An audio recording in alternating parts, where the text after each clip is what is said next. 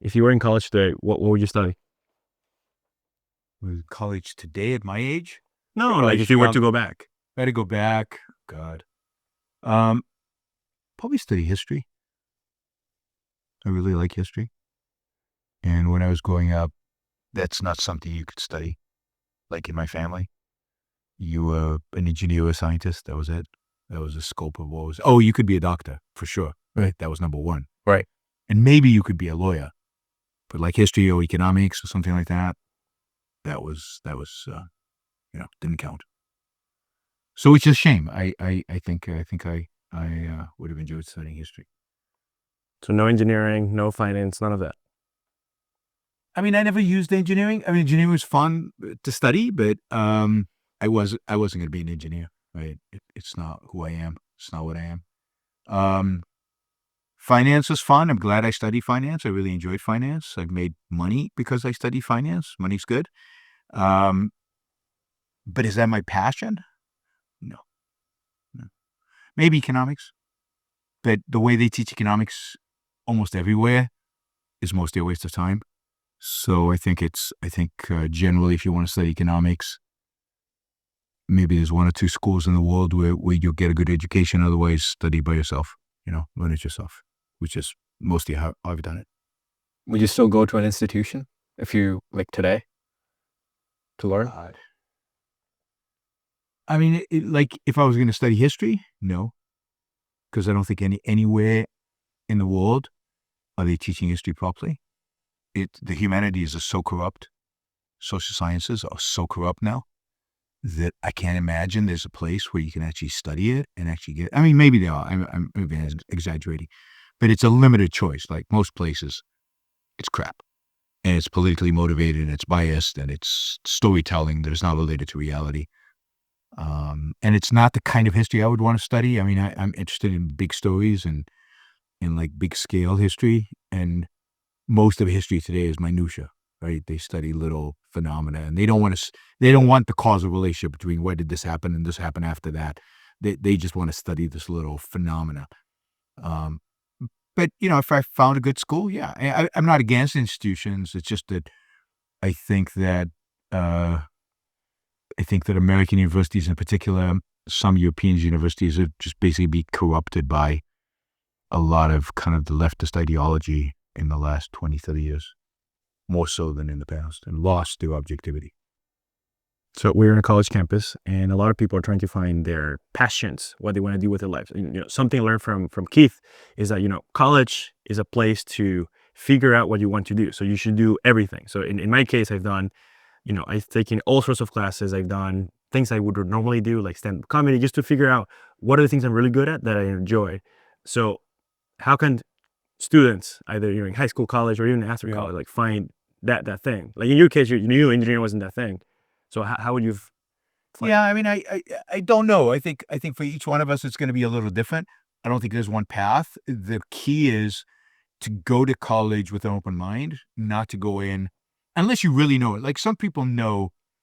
I mean, you guys said you read the Fountainhead, right? How do Huck knows he wants to be an architect from day one? Like as soon as he's conscious almost, he knows he wants to be an architect. And some people are like that. I know people who grew up and they know they want to be a doctor. They want to be this. Fine. Most of us don't know. Most of us are unsure. And if that's the situation, then you have to go in with an open mind to a few things. One is that you're searching, you're going to look. So your strategy, go to college and try a bunch of different things out. But even then, your experience of a particular topic in college is not going to be your experience of that topic in the real world. It's going to be completely different. Right. So even the college experience is limited in how much it'll really teach you about what you want to do with your life and what you. But the second thing to keep in mind is there's no one career necessarily that you're going to have to choose when you're 18 or 21 or 22 or whatever, and that's it. You're fixed for life. You guys have a good chance of living well beyond 100. I mean, I say that without exaggeration. I think that the science of medicine is such that your generation should live to be 100, 120 pretty easily. Over that time, you should be able to have multiple careers. You should be able to change your interests and do, and I'm talking about 100, 120 healthy, years. So you should be able to think about multiple careers. So if you choose wrong on that first career, no big deal. don't make a big deal out of it. You can switch. You can go back to school. You can go study somewhere else. You can go pick up a new thing yourself, right? You can do today. You can do a what do you call it? A programming boot camp in 3 months, and you can become a programmer, and you can go be a programmer. You know, the options today available are just amazing. So don't limit yourself. Really search expansively, and search not just in school but after school as well. That is, once you graduate, keep searching. Don't settle. Find something you love doing. That's the key. The key is to love your work. You're going to spend a lot of time working. Most of your time alive, you're going to be working. You better enjoy it. There's a common sentiment, at least today, that like we're 21, like we need to have a job. We're like by this age we need to have this, right? So we have all these like different stages of life that we're almost planned out for ourselves. In your opinion, what should be like an age period, or maybe that's the wrong idea or the wrong way to think about it, but where people should like not worry about jobs or having a certain stability and just explore and try out everything. I mean, you should always want to have a job, Right. right? You have to feed yourself. Right. You shouldn't be living off your parents. Mhm. You should be independent. So you should always have a job. But you should also be willing to be flexible in terms of career. Career, I take, is something that you're really dedicated to. You're kind of, it becomes your central purpose. It's where you spend most of your time, different than a job, which might be just something you're doing in order to make some money, right? You should always be making money. You should always be feeding yourself and living by your own means. Now, in your college, getting help from parents is not a big deal, but you should always be aiming to become independent. The purpose of adulthood Right. is independence. And then secondary, it's to find that career, find that passionate thing that you love doing, that you really want to spend a significant number of years focusing on and doing. And I don't think there is a timeline. I hate timelines. Right. I think your generation has less timelines than my generation, or even before my generation, right? We were like, you have to get married at this age, you have to have kids by this age, I think Americans today have it a lot more fluid, right? There's very little pressure to get married. There's very little pressure to have kids, and Americans don't have kids, and a lot of young people spend a lot of years in school. Right. There's no hurry to get out of school. So I think, yeah, spend the time at school. Don't waste it. Most people waste it. Use it to kind of figure out what you like and what's interesting. Mhm. Use it to learn. Right? To learn stuff that is interesting to you, that you think will be valuable to your life. And then try to get out there and start a career. And you might like it, you might not, you might give it some time, because we all hate a job when we first started. But give it some time. And then be willing to shift and switch and pursue whatever, as long as you're making enough money to be able to live. You don't have to be wealthy, particularly when you're young. Then keep switching and looking and exploring until you find the thing that really clicks for you. And it could take decades. I'm on my, fifth career, something like that. So, and I don't think I found what I really wanted to do in life until I was 40. So what? But I enjoyed every stage of it, right? I always was enjoying what I was doing. If I didn't Right. enjoy what I was doing, I would have been out of there doing something else, right? I don't believe in suffering. I don't believe in compromising. I don't believe in doing stuff out of a sense of duty. You do it because you're benefiting from it. Because you want to. Well, I mean, want to is too subjective, right? Want to could be very irrational, because you rationally want it because it makes sense for you, because it makes sense for you at that point in time, and you're enjoying it. So I worry about placing too much on wants, on whims, on emotions. Mhm. That you want to be rational about it. You want to be thoughtful about it. You want to really figure it out and know, okay, yeah, this is what's good for me right now. Maybe tomorrow I'll find something else, but right now this is what's good, and I'm committed to it. Right. I'm curious to know what you were thinking about as a student when you were in our shoes all those years ago.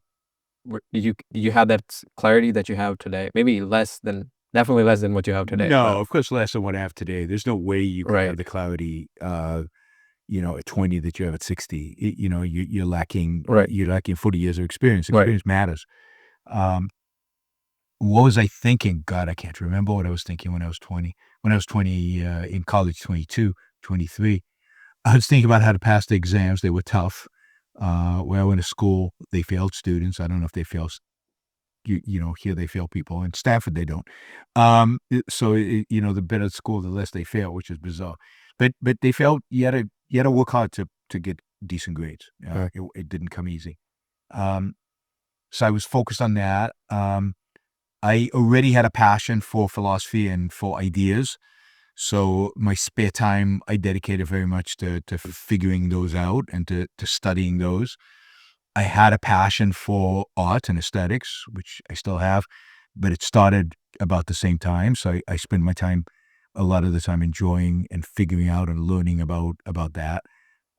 So it was a busy time, and it did a lot of stuff. I look back, had close friends, hung out with a lot of people, so it was a very social time as well. But it was intense. My 20s were pretty intense. Something you said is that people join a tribe because they don't trust their own minds. Yep. You probably don't like C.S. Lewis, but C.S. Lewis wrote an essay called The Inner Rings, where he basically said that throughout life, there are basically the circles that, because of prestige, because of whatever reason, you try to join them. So in college, it's either, like fraternities or clubs. Yeah. After you graduate, like there is this, like maybe being a partner in certain law firm. So like as you grow up, you have this rings that you're almost tempted to join, like to join this tribe. Yeah. In college, that's very much a thing, even though, so there seems to be a conflict, a dichotomy per se, that people, like, they'll tell themselves, like, oh, I want to be independent, but at the same time, they're always longing to be part of a tribe. Well, unfortunately, I think in our culture that we live in today, that is true. I mean, I don't think that's ideal, and I don't think that's right. I don't think it's the way you should live. People seem to want to join tribes. That's true.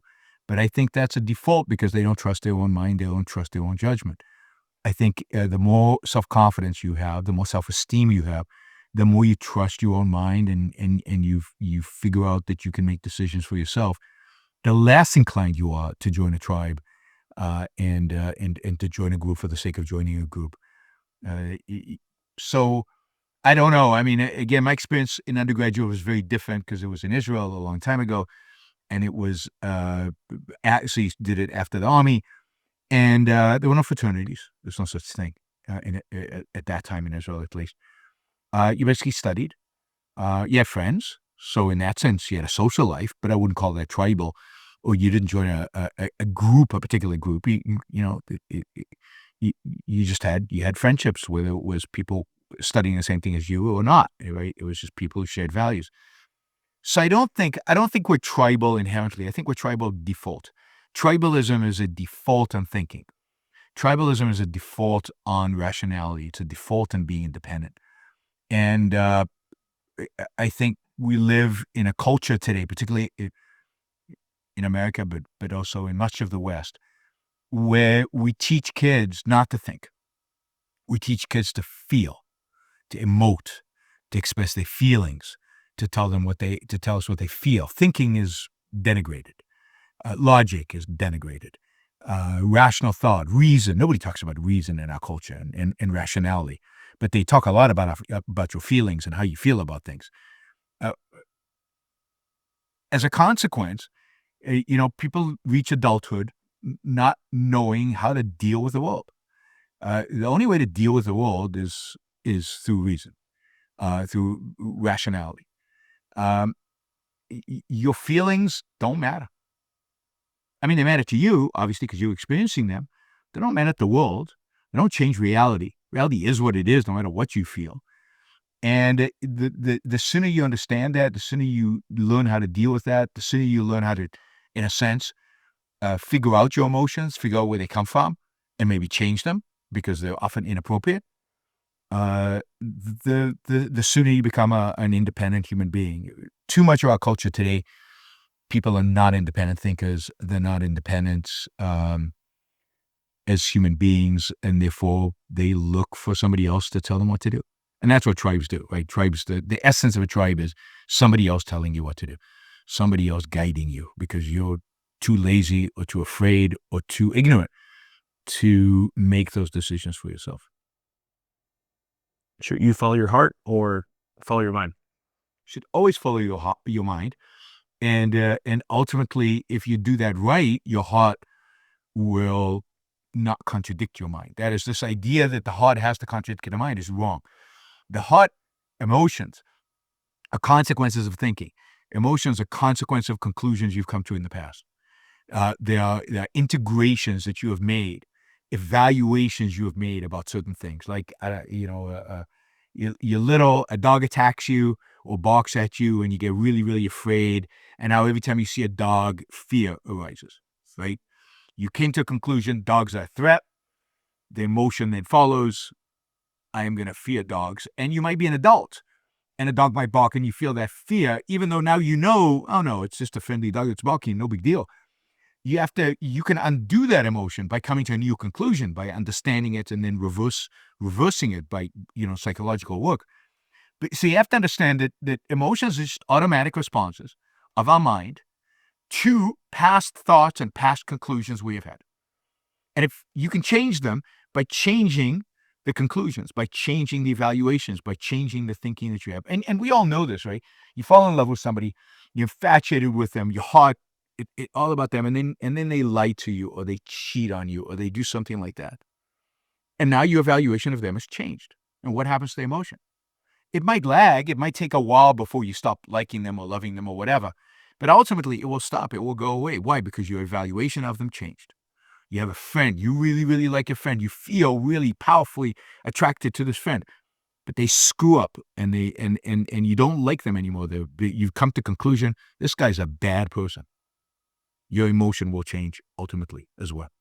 And that's and everybody knows this. And yet somehow we think emotions are primary. Somehow we think emotions are what we should follow. No, you should always follow your rational judgment. Ideally, your rational judgment and your emotions are aligned. And over time, that should be part of the goal in life, is to reach alignment so that you reduce conflict and you reduce contradictions in your own being, right? You don't want a contradiction between your mind and your emotions. You want them to be integrated. So when you fall in love with somebody, you should be able to know why, or you should be able to say, okay, here's what's good about this person.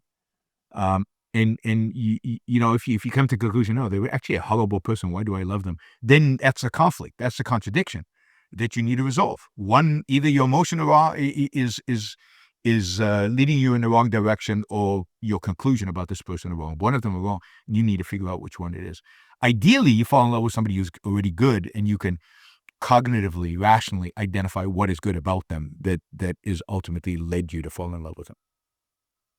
When you fell in love, did you think rationally or emotionally? Well, it's first emotional, right? So the emotion is automatic, and it's fast and it's quick. And then you have to evaluate it. You give it time, and you get to know the person, and you do what it takes to figure out, okay, does this make sense, right? So sometimes over time you discover, not so much, right? Maybe there was an infatuation, maybe it was love, but really she doesn't deserve it, or whatever, right? And sometimes it's, it turns out to be the real thing, and that is that they share enough of your values, they complete you in a certain way that justifies this emotion of love, and then it's great, because then it's completely integrated. Do you think all emotion eventually should lead to rationality when making the ultimate decision? Well, I don't think emotion leads to rationality. I think ultimately what you want is Compliment? that they complement each other, that they don't contradict. They're not, you don't want to live a life where your emotions are pulling you one direction and your mind is pulling you in another direction. Something's screwed up if that happens. And I think most people are like that, right? 99% of people out there have a conflict constantly between their emotions and their reason. And they need therapy. I mean, that's what therapy should do. Therapy should help you align you're thinking with your emotions, so you don't feel like that. So, if you think this job is good for you, you come to that conclusion rationally, but you're not passionate about it, you don't like it. There could be a number of things. You could be making a mistake rationally. That is, your evaluation could be wrong. So the fact that you think you're using your mind to reach a certain conclusion doesn't mean you're doing it right. We could do math and we can make mistakes, right? And sometimes we make more of the mistakes when we deal with tricky issues. We sometimes evade. We ignore certain facts because they might cause us to feel bad. So we disregard whole portions of reality. And what you need to learn is to accept reality, accept the conclusions of your mind, and hope and work on getting your emotions aligned with it, so that they're both aligned, they're not in conflict. Sure. But it's work. It doesn't, nothing in life Right. just happens. We're not a being biologically that can just rely on instinct or just stuff happens. We have to work to achieve anything. What has been a mistake that you regret? You mentioned we make mistakes along the way, right? Oh God. There are lots of mistakes. I mean, the people that I have trusted and thought were good people that turn out to be bad people and turn out to stab you in the back. A lot of mistakes with a lot of people. It's the easiest thing to make mistakes about. People are difficult to read, and people change. That's the other thing. They can change, right? They can change their minds. They can change their ethics. They can change how they behave. But it's also, they can also act. A lot of people are good actors. They can put on a facade for you to impress you and for you to think they're one thing when they're really something else. So I'd say my biggest mistakes are evaluating people wrongly. That is, thinking they're better than they are usually. Has that made you less trustworthy? I wish. No, I don't really wish. But no, I don't think so. I think at the end, I am. It might, right? I probably have fewer friends now than I did 20 years ago. Maybe that's part of it, right? Maybe it is. It's made me a little less trustworthy, a little less wary, more wary of people. Or maybe that's just the way it is. Your friends just drop out partially because they disappoint you. But I try not to be cynical about people. I assume the best. But that, again, doesn't always work out. You have to realize it's not always going to work out. Yeah, people are the trickiest because they've got free will. They get to change and make their own decisions and do things that aren't expected. There's a question. Are we taking questions? In social psychology, I learned that if you're too optimistic, you will overestimate these people's intentions, and then if you are too pessimistic, you'll think that the world is out to get you. So you want to remain neutral. Well, I don't think neutral is right. What you want to be is objective. Objective means you want to look at the evidence and evaluate it the way it is. You want to evaluate it based on what it is. I don't think, being pessimistic, that is, you can always find a probability that things will go bad. If you overweight that probability beyond what's reasonable, life becomes unbearable. Because you're always seeing the doom and the gloom in the future, and it's always negative. It's always bad. It's very hard to do anything. It's very hard to engage with the world with that assumption. But you always want to be, but you can't be overly optimistic in the sense that you can't be divorced from reality. In terms of, oh, this is amazing. No. What do the facts actually tell you? So the goal in life should always be to be objective, to look at the fact, but to generally, I believe in having a positive orientation towards action, towards risk taking, towards doing things, because too many people in the world are passive in every aspect of your life. And in every aspect of your life, you should be active and entrepreneurial and seek out new opportunities and new knowledge and new relationships and new things, because life's too short to not, embrace it and go full throttle and take the opportunities that you have. And in Atlas Shrugged, one of my favorite lines was basically how you mentioned, this conflicts of interest and how sometimes we just compromise, even though we know that there's a conflict of interest. And a like good line that was there is like, like there's no conflicts of interest among men and their business if they take their irrational point of view out of their Yeah, so rational people don't have fundamental conflicts of interest, right? So if you're rational, if you view it in the fullest context, if you understand the world, then rational people their interests don't clash. There's no conflict. What's the role of friendship in someone's life? Well, I think it's huge. Friends provide you with immense spiritual value. They provide you with a lot of visibility, psychological visibility into kind of projecting back to you your own values, which I think is very, very important for a healthy human being. They are a reflect. Having people who share your values, who share the kind of sense you have about the world and the kind of sense you have about life, is crucial. It provides you fuel to keep going. It provides you energy. So friendship is crucially important. Knowing that in the world there are people that you value, that the world is the kind of world that has people that you want to be with, that you want to hang out with, is an incredible added value to living and to life. So without friendship, it would be hard. It would be very hard to continue, particularly if you set yourself some ambitious goals in life and you're working hard. You need friends to partially to help you relax.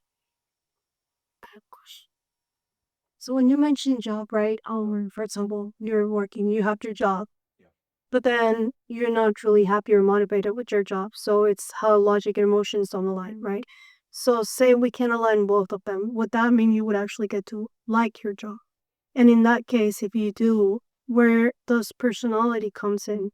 Because if we talk about liking something or not liking, and if it's just based on experience, then how does personality aligns with all of that information? Yeah, no, I think personality is really important. So part of it is figuring out what you like, right? Not just as an emotion, but I'm the kind of person, what kind of things do I like to do?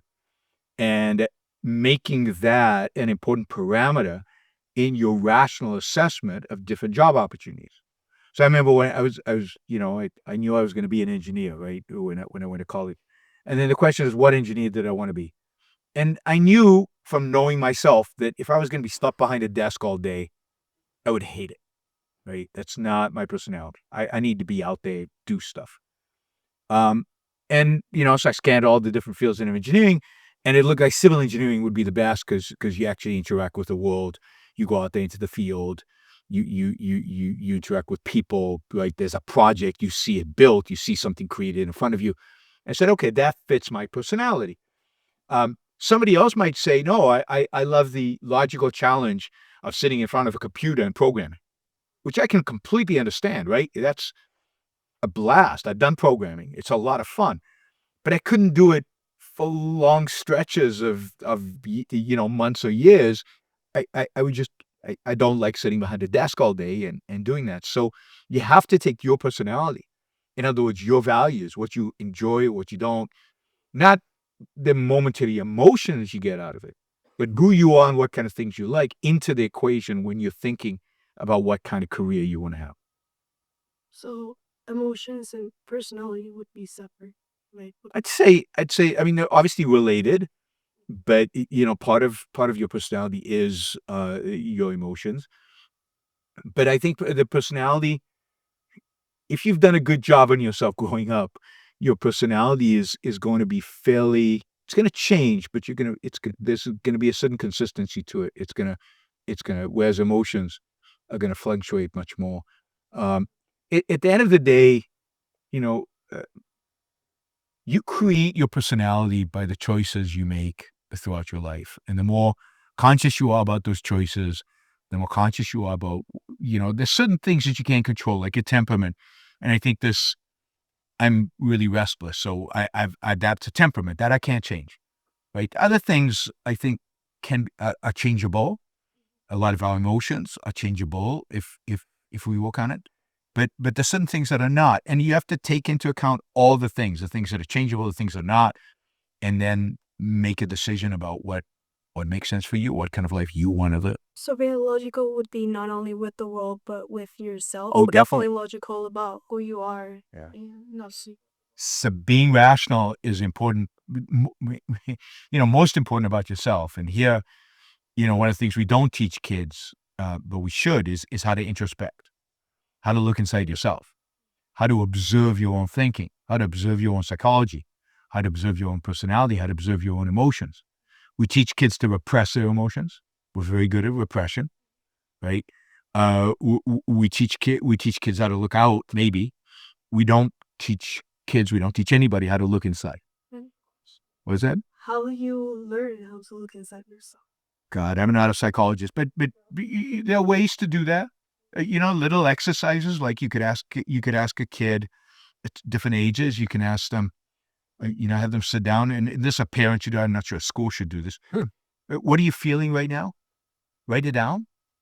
Write down your feelings. Like, learn to identify your feelings without being judgmental about them.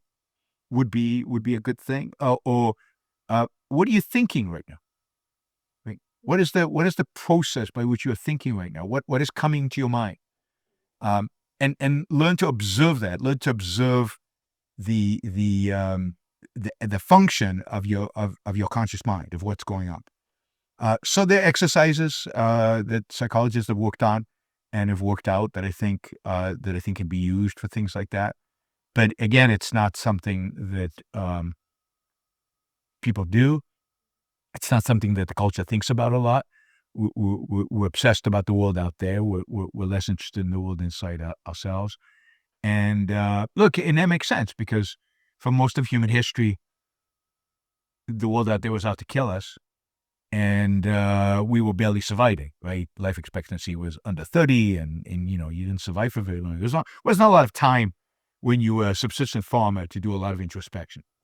Right, so to introspect and think about your feelings and think about the processes of your mind, that is a luxury of wealth.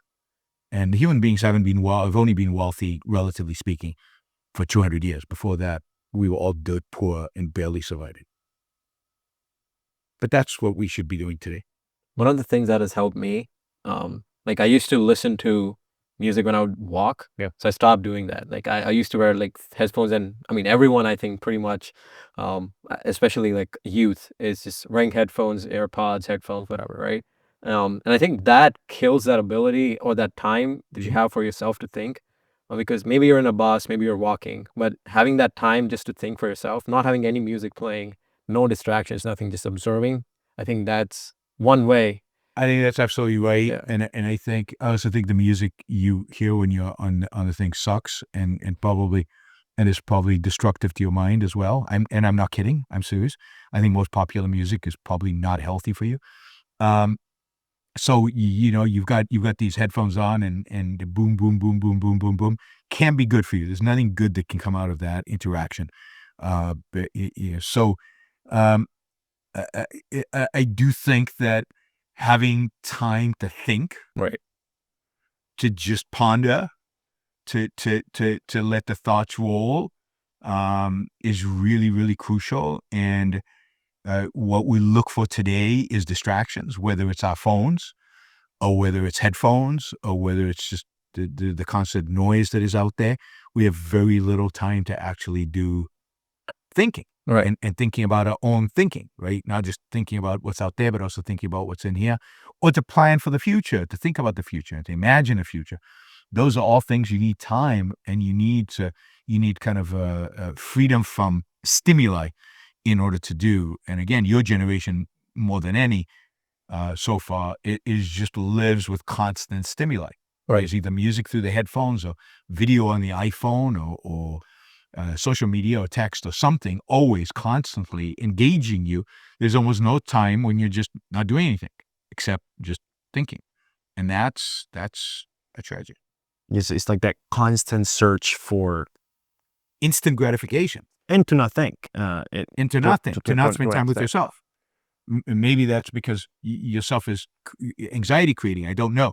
But it certainly leads to the fact that people are not by themselves much, and that's not healthy. It's good to be by yourself. It's good to learn how to do stuff by yourself and to just be able to just think about interesting things. Let your mind go.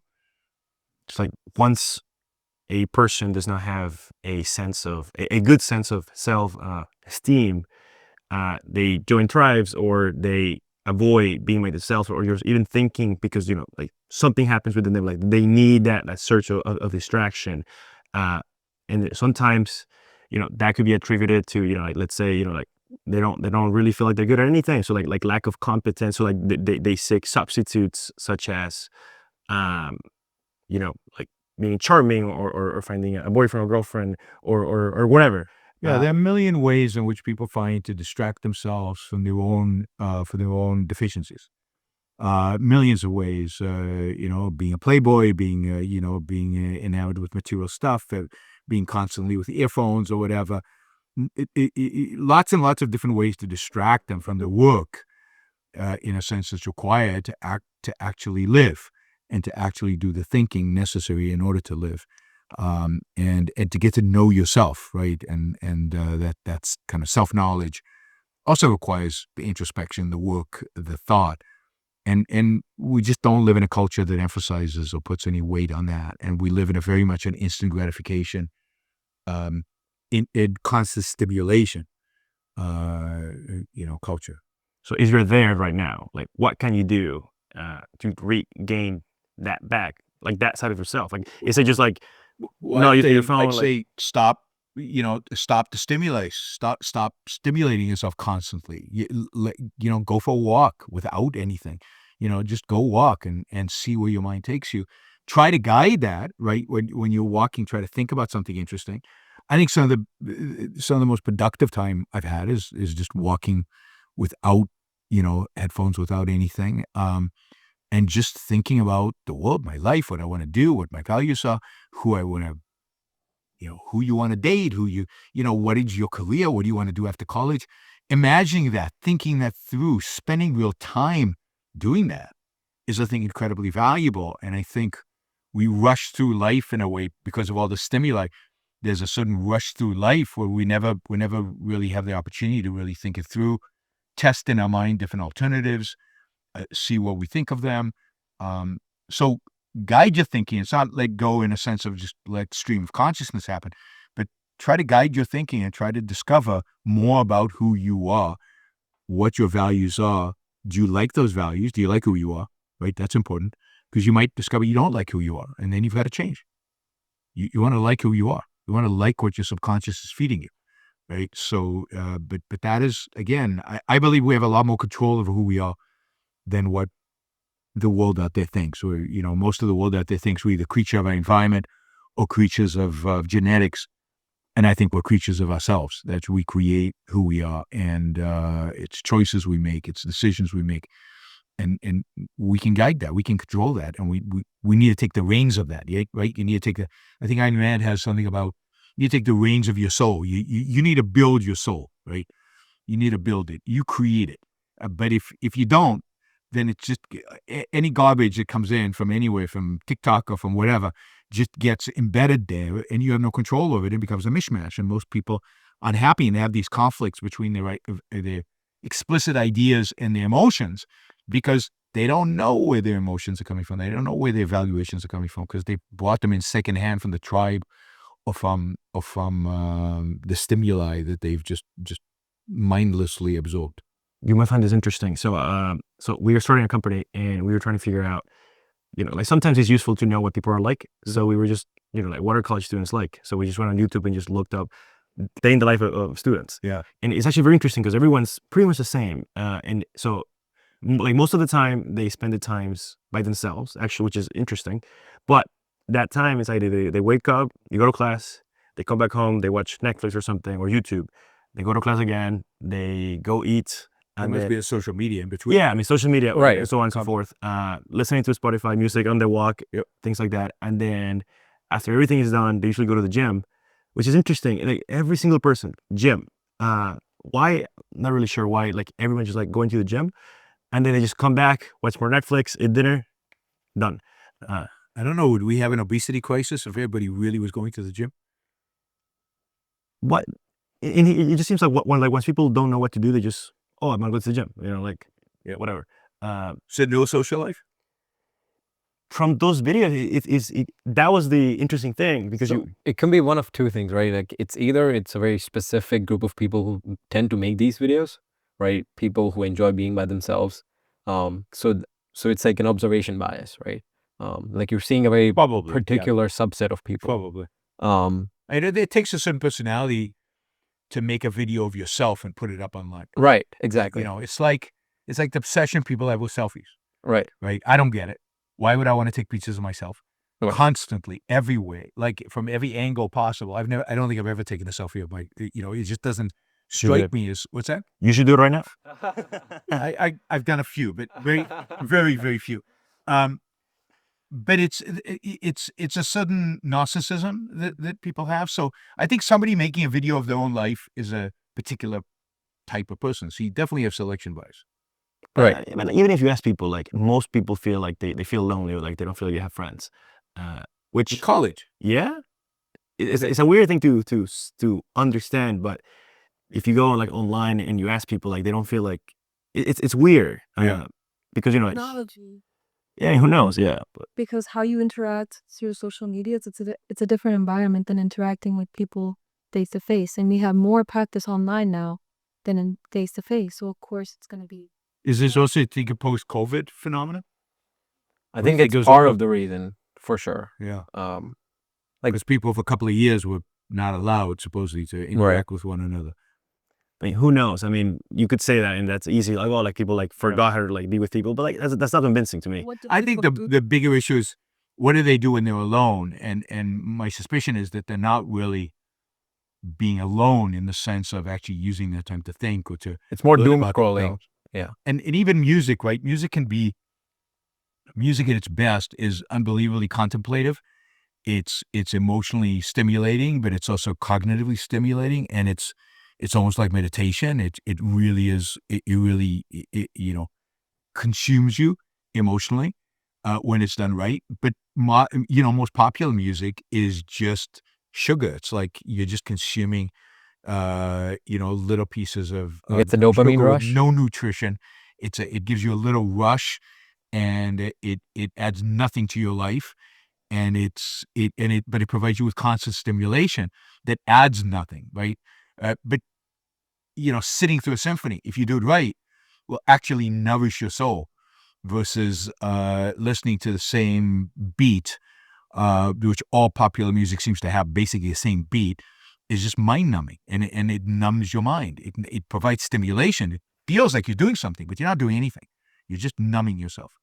And I feel like most modern entertainment, or a lot of modern entertainment, is just a form of numbing. It's a way to avoid feeling very strongly, having strong emotions, and thinking very deeply about anything. So it's trying to dull your senses rather than enhance them. What kind of music do you listen to? I listen to classical music primarily. Right. Now, I don't listen to classical music if I'm walking or if I'm driving, because it requires too much of my mental effort. If I listen to it, then if I'm driving and I'm listening to classical music, then I'm either going to listen to classical music and then I'm going to be a really bad driver. Or if I'm driving, then I'm not really listening to music, so it's a waste, right? So if I'm driving or something like that, I'd listen to, I don't know, popular music I like from a long time ago, but it's not serious, right? And I often don't listen to music when I'm driving. Usually I don't. So you said the science? But my view is, if you're going to listen to music, do it seriously, right? It's an art, right? Like you go to a museum to look at paintings, and you go to a concert hall to listen to music. If you listen to music at home, we have the capacity. It's great. You listen to your on headphones. It's great, but dedicate time to it. So, like, one of the best experiences, one of the things that I enjoy most is turn the lights off. Put on a Beethoven symphony, jack up the volume to 11, and just forget about everything. Just let yourself go with the music, or Rachmaninoff or Tchaikovsky or something like that. And that is a really spiritual experience.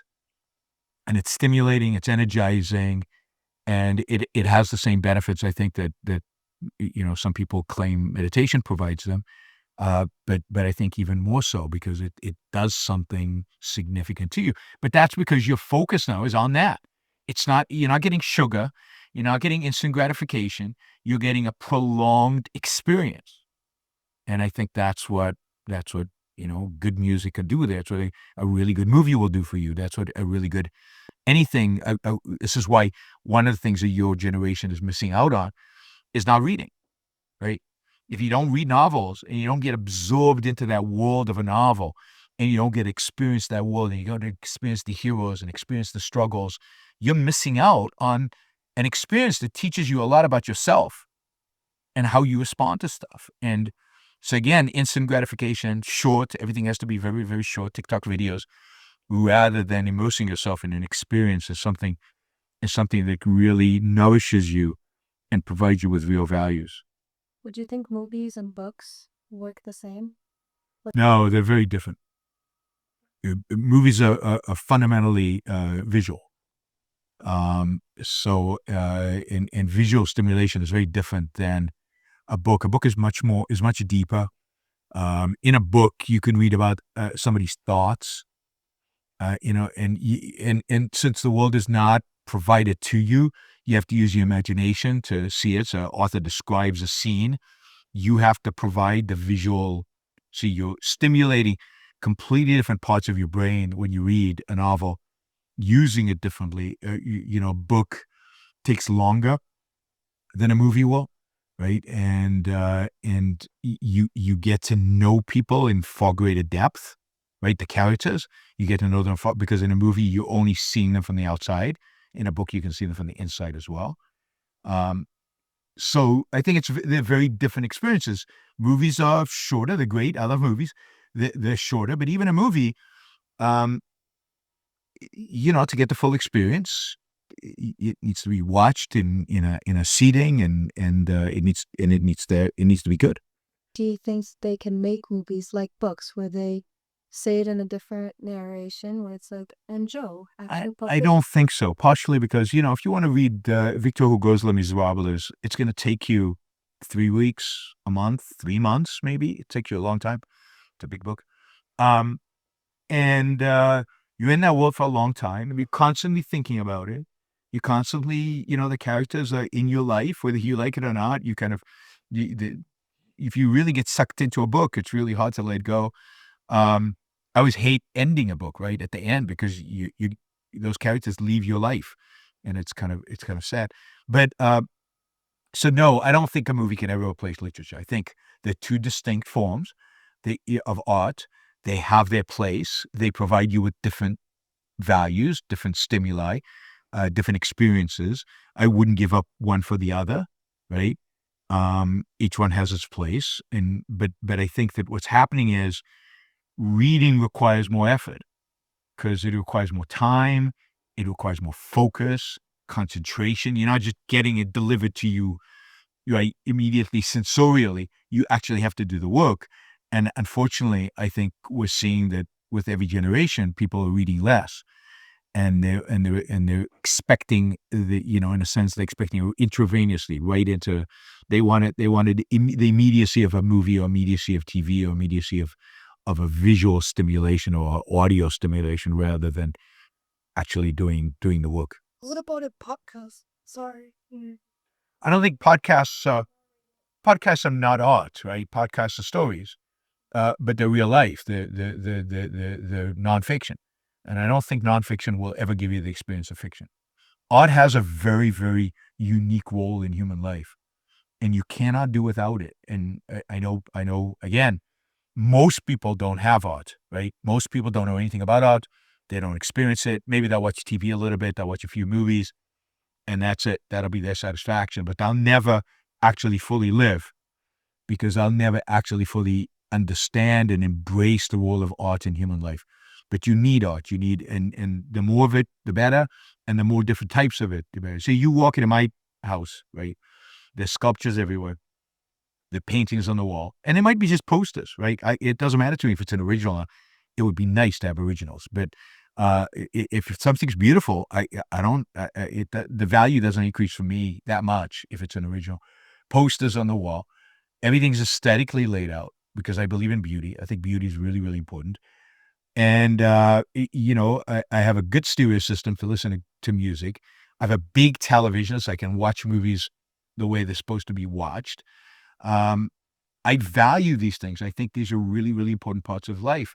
And when people walk into my house, they go, whoa, this is weird, right? Because nobody has art on their walls. If people put stuff on the walls, it's usually stuff that's, non-committal, flowers, a mountain, a bouquet, something non-committal. You walk into my place, there are nudes on the wall, the sculptures, there's a statement there. There's a statement about life. There's a statement about my values. It's very personal, but it's bold and it's about living. And there's nothing wishy-washy about the stuff I have, right? Because I believe in living. And I think art is an important part. It reflects back to you. Art reflects back to you the things you cherish most. And because we're a conceptual being, we deal with a lot of abstractions. Most of our life is very abstract, right? If I say hero, that's a very abstract concept. And there's no way to understand what I mean by hero without me giving you a bunch of examples of heroism. Where do those examples come from? They might come from real life sometimes, but most of them come from fiction. They come from art, right? I show you Michelangelo's David, you say, that's what you mean by a hero, right? There you go. And I can describe exactly what it is about Michelangelo or Jean Valjean in Les Miserables or Howard Rourke in The Fountainhead, right? These are models of what life can be. And they take these abstract notions of being a great human being, being happy, being heroic, being all these things, and they make a concrete out of it, and they present it to you in a concrete. And it's even more subtle than that. If I say, I think the universe is knowable, I think we see reality as it is. We can know reality. Science can teach us a lot about, can teach us about reality. Human reason can know reality. And, and then you see art where everything's blurry and nothing is exactly distinguishable. And it's sending exactly the opposite message. And I look at that art and I say, I don't know. I don't like that universe. That's not my universe. I want stuff that's sharp. I want something that's in focus. I want something that's knowable, right? It reflects back the knowability of reality when I look at a great painting. It reflects back that idea of grandeur and knowability and human beings belonging and being able to shape reality, shape the world around them to suit their needs, which I think is what human beings do at their best. So art reflects all that back at you. And I think it's harder to identify what it is about music that does that. But there's something about music that is reflecting back to you, I think, and this is pure speculation, I think something about the complexity and our ability to think of logic and I think that a music pattern that's boom, boom, boom, boom, boom, boom, boom is reflecting back a very, very simplistic way of dealing with reality, of just one dimensionality versus a symphony, which gives you the entire, complexity and beauty and integration of good thinking. Yeah, it's like when you go to a symphony, like you feel the stories, like you feel a story, and that story just becomes. Well, you feel something. It's because most symphonies don't have a story, right? They're not telling a story. Like Beethoven's Fifth is not telling you a didactic story, but it's providing you with certain emotions and it's providing you with a certain sense of the world, a feeling about the world.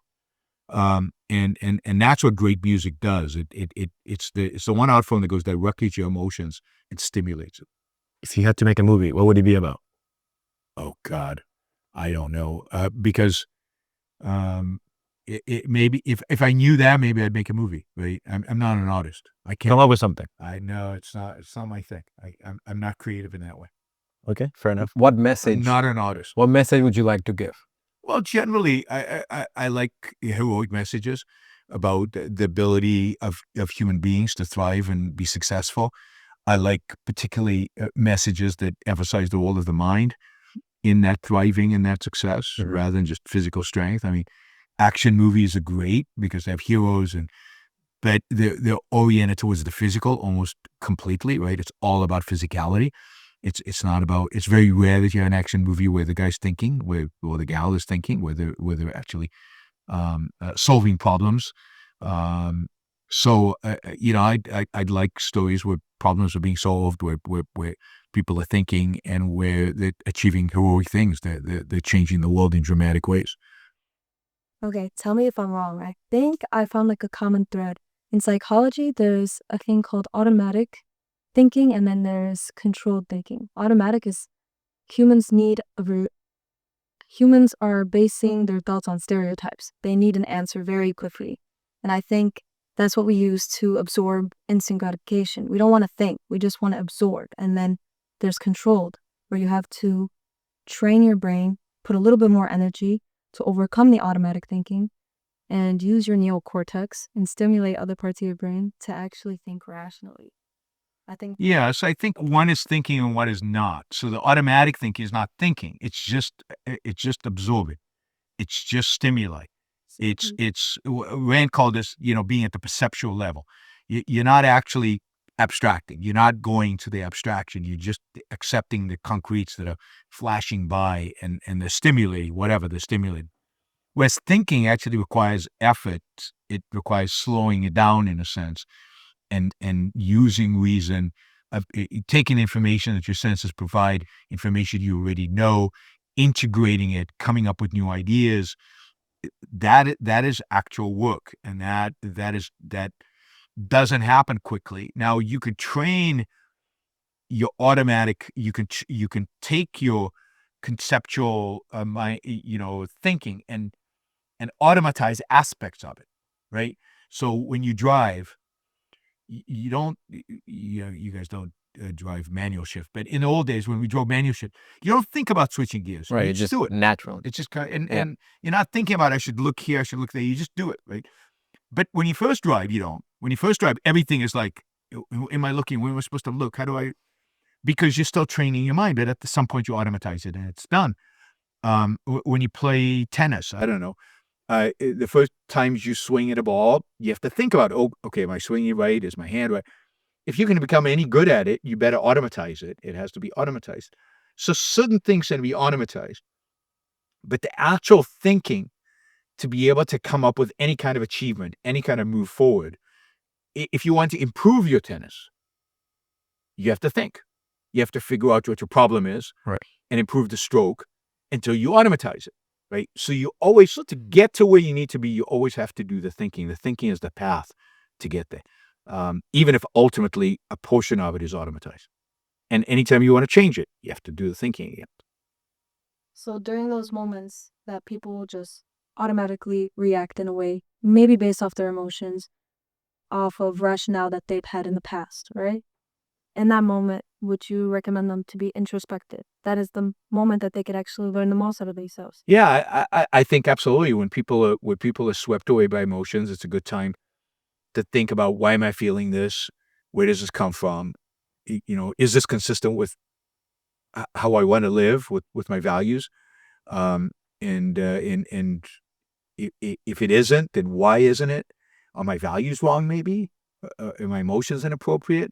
What's going on here? Don't reject your emotions. You should never say, oh, I'm bad because I had this emotion, right? The emotion is what it is. Or I'm not going to feel this. I'm going to suppress it. I'm going to pretend it doesn't exist. That's the worst, right? So you don't want to repress it. You don't want to deny it. You don't want to condemn it. You want to recognize it, and then see how it integrates with your values and everything else, and then evaluate it. Is it appropriate or not? It might not be appropriate. It doesn't mean it's a bad emotion. It is what it is. But it might be inappropriate, and therefore you might have to work to undo it, to get rid of it. And then write a new rationale and then automatize that. Yes. Something that has happened in our society is that we've lost ideals, like the sense of idealism. So, one, who are the best role models, if we have any, and then second, just tell us like why we should always strive, to be an idealist. Well, again, I think part of the reason why we've lost ideals is because we become cynical about the world. Our moral code is, I think, in our politics and what we've learned has been corrupted.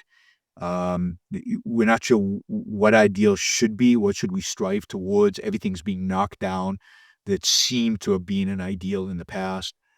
And we don't have a lot of role models. And that's, again, partially because our art has been corrupted. I think a lot of the role models come from art. They come from literature, and they come from movies, and they come from places like that. But most of those have been corrupted. I mean, when you ever see a hero on TV or in the movies that is not either a superhero, that is non-human, in other words, because you can't be a human and a hero, or is not flawed, right? An anti-hero. We got lots of anti-heroes. Generally, the movies since the 60s have been filled with anti-heroes. There's been this cynical, anti-idealistic trend in movies to do away. Or if they are heroic, they're just physically heroic, and there's no role of the mind. So I think our culture has kind of bred, in a sense, conditions us against idealism and against heroism, but it embeds us with cynicism. If you look at most of the TV shows that children watch, they're all cynical. They're all making fun of everything, right? If I think about The Simpsons, or all those cartoons, you guys know, Barney? Nah. Family Guy. everything. I mean, Yeah. all of them are just tearing stuff down. What TV show out there, particularly for kids, is building stuff up, is actually creating ideals, is actually striving towards something positive? Barney. Yeah, I don't know what ball. He's the purple dinosaur. Oh, the purple dinosaur. God. Bob the Builder. I was thinking more. Yeah. Quite literally. Think about South Park. Think about Simpsons. Think about a lot of these shows.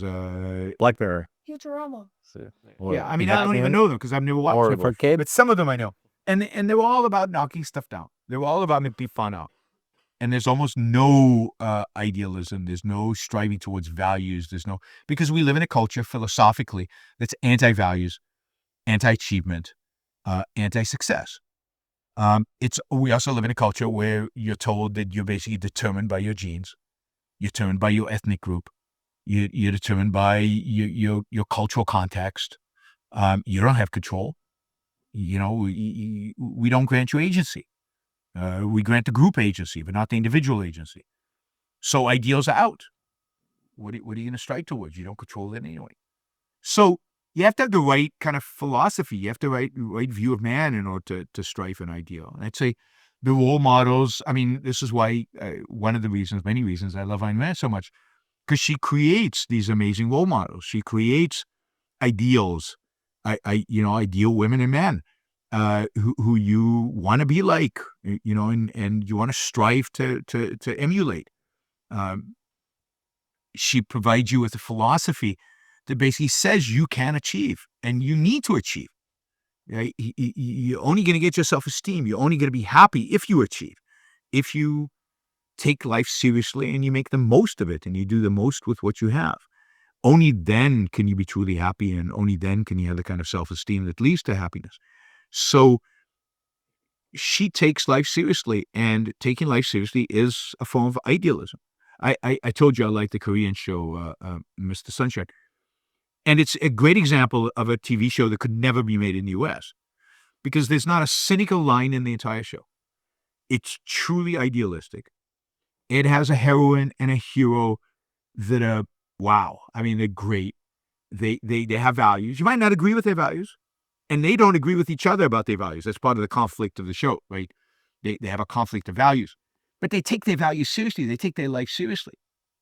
And it's that conflict between their values, two good people in conflict about certain values, that it makes for drama, but you emotionally get tied up in it, and you get a visualization, you get it in a story of what it means to take life and to take values seriously, and what such a life would mean. So I encourage you to watch it. They take, it has certain flaws in it, in my view, but it's about as good as a TV show will get.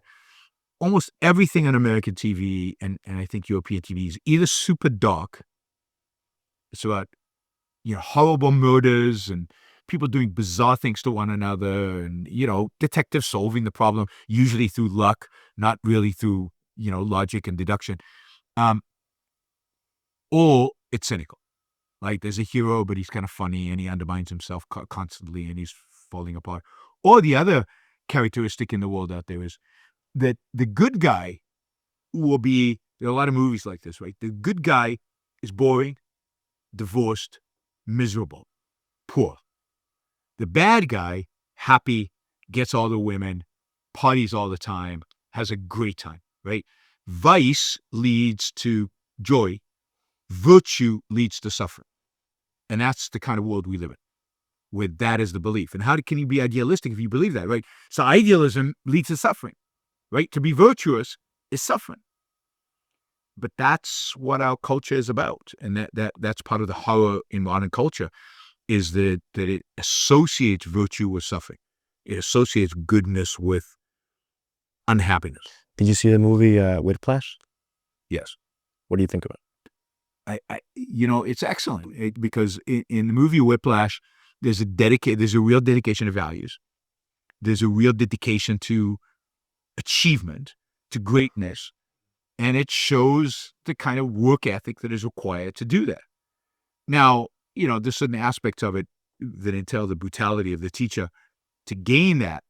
But in terms of the focus on excellence, the focus on achieving values, the focus on being the best that you can be at something, I think that's inspiring. Do you think he the controversy sometimes is that, he broke up with a girlfriend. What do you think of that? Well, it is true that there are periods in your life where if you want to really be the best at something, you have to be truly single-minded about it. And the girlfriend is a distraction. What? A girlfriend. Well, in your case, a boyfriend, but girlfriend could be a distraction. And there are periods in which you say, look, romance is out for now. Right now, this is my goal. This is all I'm doing. I'm going to be single-minded about it. It's not all my life, but in this right now, at this point in time, this is what I'm going to be doing.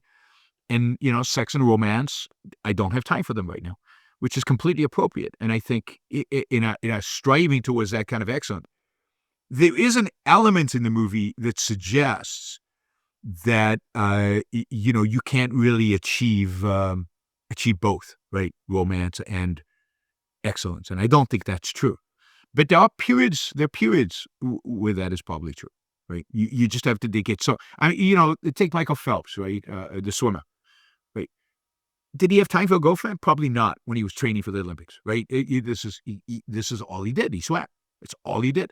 All he thought about is what he ate. It was determined by how he performed in the pool. Everything was about the pool. And the periods in life where that is the case. Now, you don't want to be single-minded like that throughout your whole life, but there could be periods where that happens. I think the amazing thing about Whiplash is how it ends. That is, it ends on this incredible high note. All that hard work pays off. He achieves, I think, a sense of satisfaction, a sense of happiness in that moment where he's playing like maybe nobody else has ever played before, like nobody could have imagined him playing. He plays the best ability that he can play. That you can sense in the movie, both the teacher and the student are both elated in a way that I think most people will never experience in their lives, because they'll never be that good at anything in their life, right? It doesn't mean you can't. It just means most people just don't go through the effort to achieve that. An argument is often made about idealism and rationality, like they're often seen on opposite ends of the spectrum. Yeah. Like you cannot be too idealistic about the world, right? Like you need to see the world for what it is. Or some will argue if you're not dreaming big, you will never get to that world, right? Like in some ways you need to be idealistic but also rational. So how do you bridge that gap? I don't think there's a gap. I think it's a false view of idealism. See, it's a false view of idealism that comes from Plato. And that is an idea that the ideal is something that's in a different dimension, right?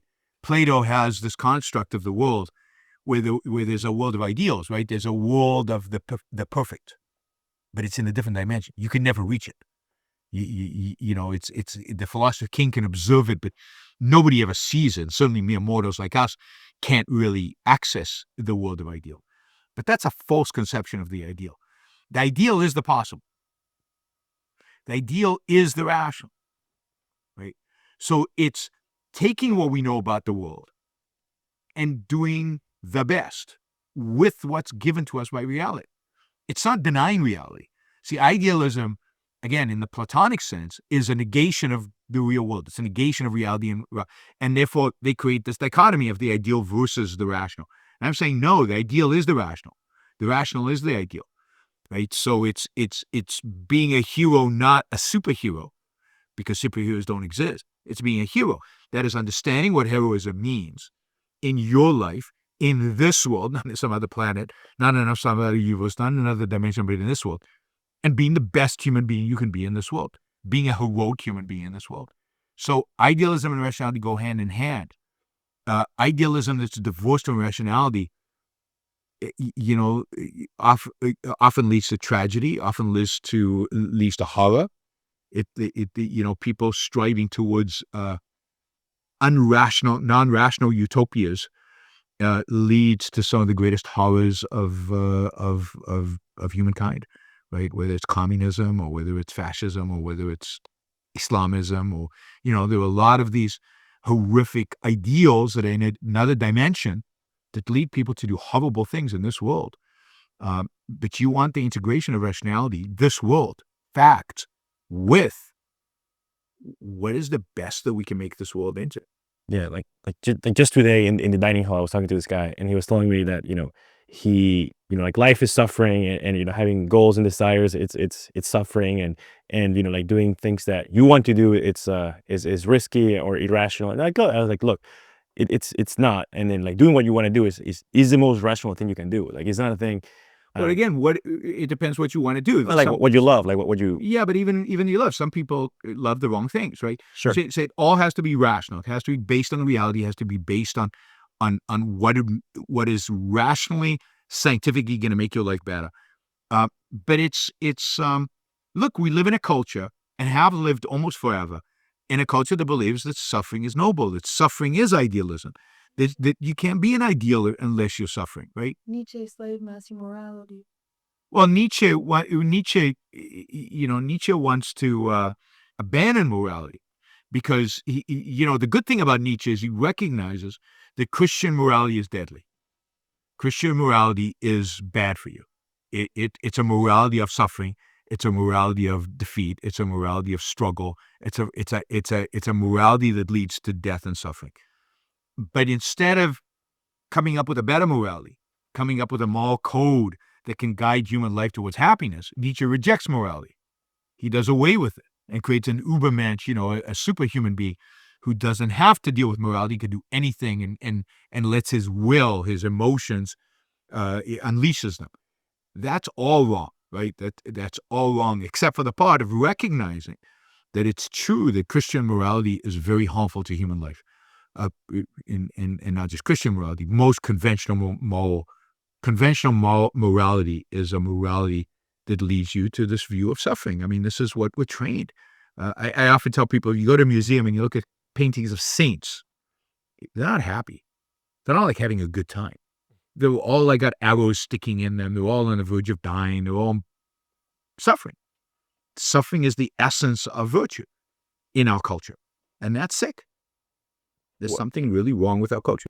What advice you have for your own people about how to take their life seriously and something they can do, so they can do something that they're proud of, or what advice should they ignore? Well, I mean, I think the most important advice I can give to people is to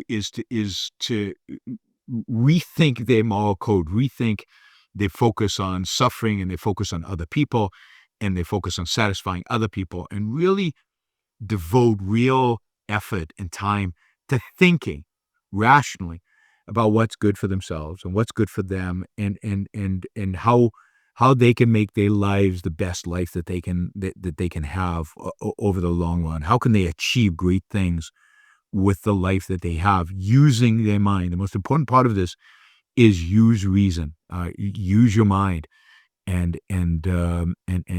take take your mind and take its conclusions seriously, and take reality seriously.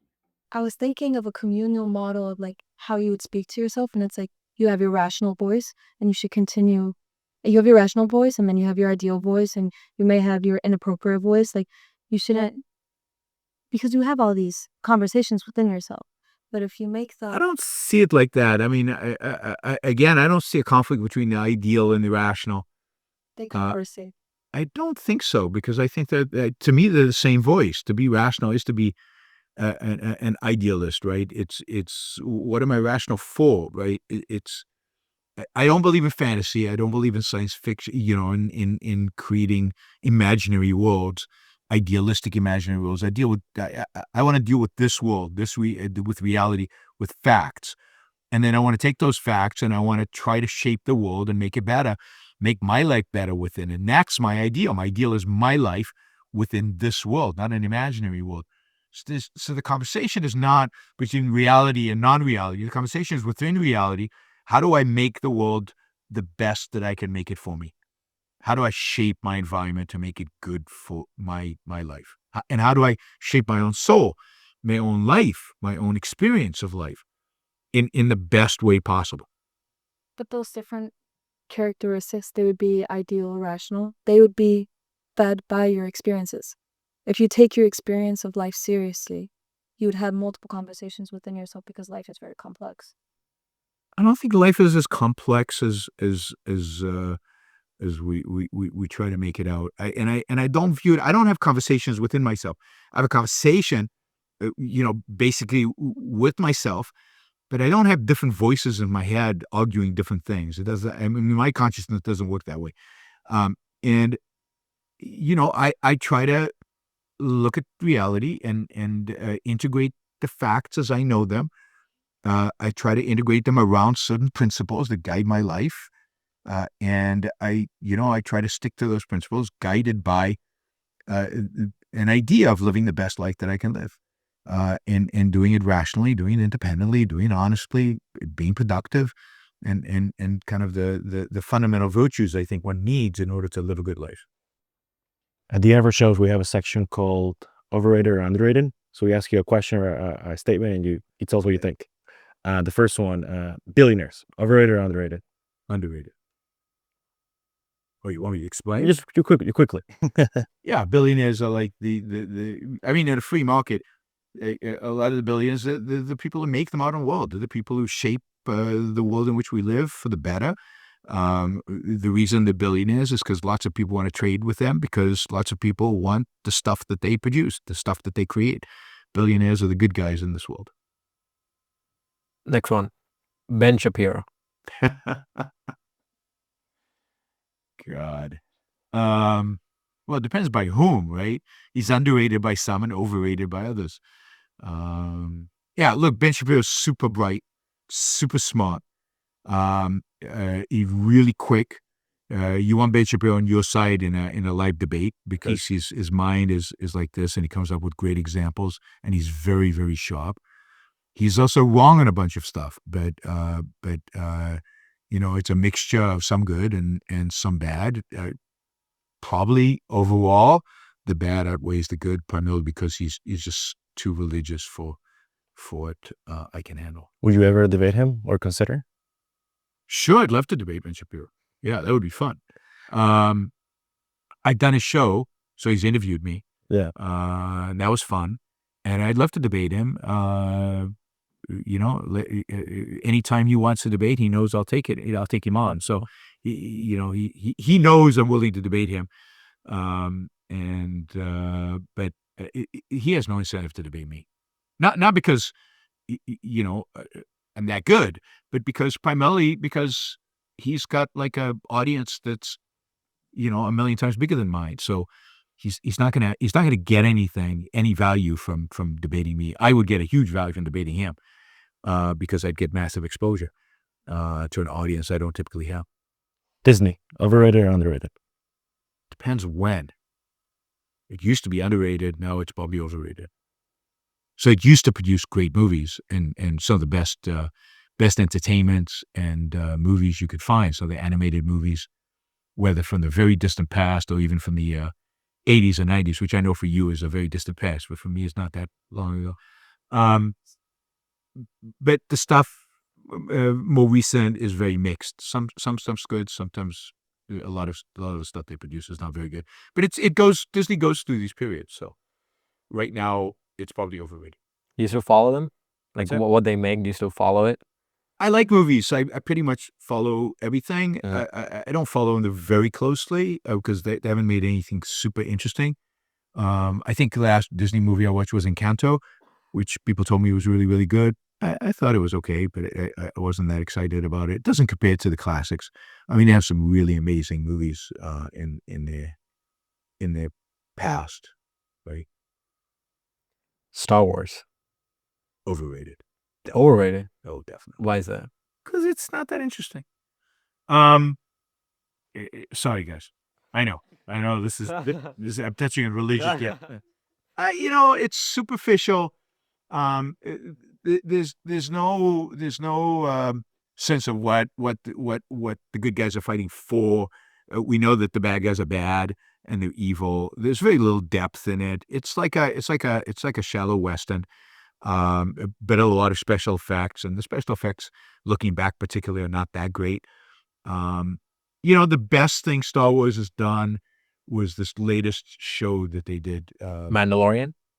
No, after the Mandalorian. Andor? Andor is the best thing I've seen from Star Wars because it actually had a character that evolves through the show, grows. You understand his motivations. It's not, these are the bad guys, these are the good guys are good guys, therefore they attack the bad guys. Here was a real evolution of this guy and his approach and his views. So I thought Andor was excellent, but pretty much everything else from Star Wars has been mediocre. Coldplay. You're just going out. Overrated or underrated? Oh, Coldplay. Well, I think all popular music overrated. I mean, in the genre of popular music, Coldplay is among the best, right, of the last 20 years, probably one of the best bands of the last 20 years. But I just can't get excited about anything in popular music from the last 20 years. How many streaming? What's that? What's it called? Streaming, what's it called? Like Hulu, Netflix, streaming website? No. Services. Yeah, streaming service. Do you have downloaded if you have movies so much?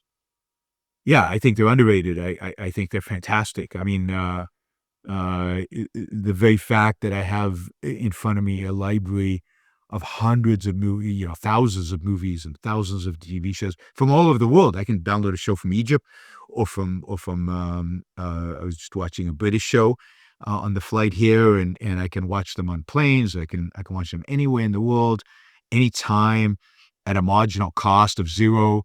A monthly fee that gives me access to these thousands. Yeah, I mean, that's just amazing. I love that stuff. Technology is always underrated. Almost every technology out there. But streaming service is amazing.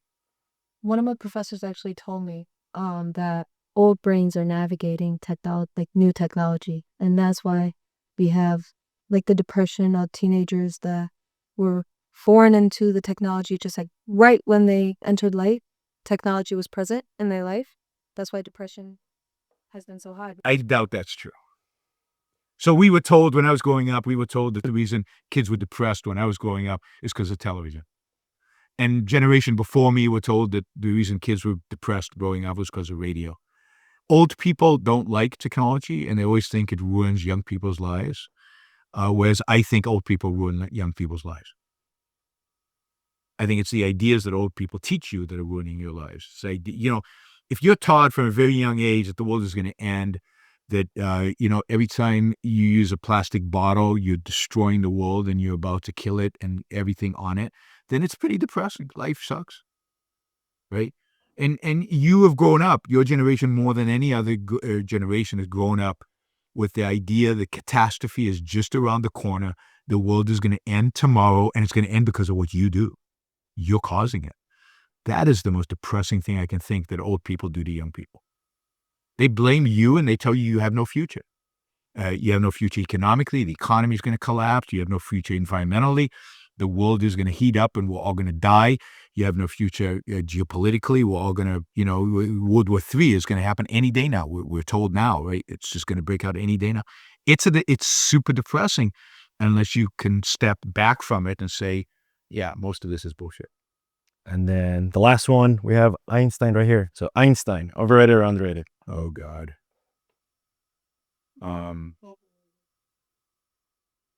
Yeah, how to say that Einstein is overrated given his genius, and given his contribution to physics, but I don't think he's underrated either. I think he's probably, gains the right respect. My guess is that he's overrated by people who don't really understand what his genius is. Right. Right. Like So going to in the culture out there, 99% of people have no clue what Einstein did. Right. And yet they think they He's a think genius. they know him. Yeah. Right. They read a book like Isaacson or something like that, and they think they know him. And in that sense, he's overrated. Yeah, but he was indeed a scientific genius. Again, I'm probably exaggerating because I studied theory of relativity. I don't get it. I don't understand it. And when I studied it, my professor would tell me there are like 3 people in the entire world that understand actually theory of relativity. So hopefully they're right. I'm assuming they are, but hopefully they're right. But there are only like a handful of people in the whole world who understand this stuff. All right. Well, thank you for coming, part 1. With pleasure. And let's go to the talk. Let's go to part 2. All right.